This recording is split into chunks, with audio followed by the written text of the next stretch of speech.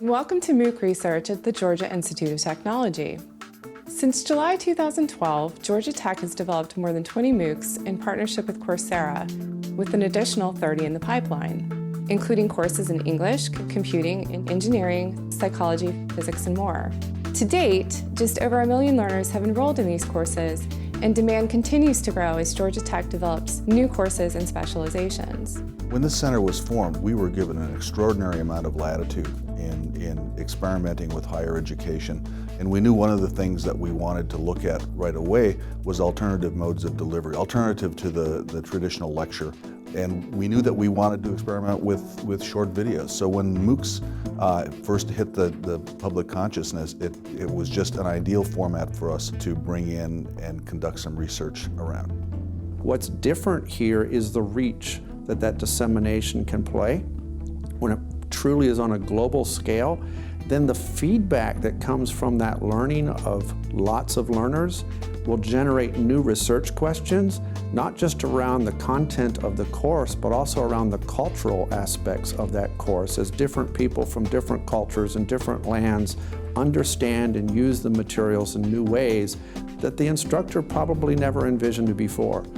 Since the development of our first MOOC, Georgia Tech Professional Education and the Center for 21st Century Universities have partnered to provide assistance, resources, and training for Georgia Tech faculty. We have found MOOCs to be instrumental in pedagogical research.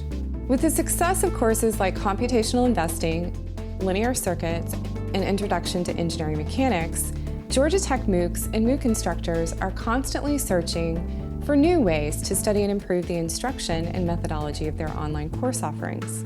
Georgia Tech faculty have also noted the potential uses of data and learning analytics in these courses. So we're looking at student learning as a process that we'd like to improve on. And the metrics that we're using are performance on tests, as well as student confidence in the topics. And the things that we're measuring include the performance on tests, the student survey forms, how much time they're spending in the class, how much time they're spending on homework. For example, how many times they try each homework problem, because we can measure that with the analytics that we have in the MOOCs. When I used to teach and go in and lecture and have interactions in the classroom on the fly, I just never had the opportunity to refine it and really think about the way I was going to structure it so the students could best learn. That's a real advantage because I've captured that now. It's in a quality video, and then all I have to do in the classroom is just enhance that with in-class activities to try and really have the students deeply learn that material. Here at Georgia Tech, we are exploring new ways of using learner data. We have assembled a team that will develop data architecture, enable learning analytics, and find new uses for MOOC data for the faculty and researchers invested in these courses. People at the start of this whole activity were very interested in clickstream data and the ability to monitor activities. We now have a lot of data related to the effectiveness of formative assessments, for example. So if you were prioritizing your spending on MOOC courses, where would you put your money in order to get the most effective outcomes from a student standpoint? Georgia Tech maintains a long-standing tradition of leadership and innovation. MOOCs at Georgia Tech are no different.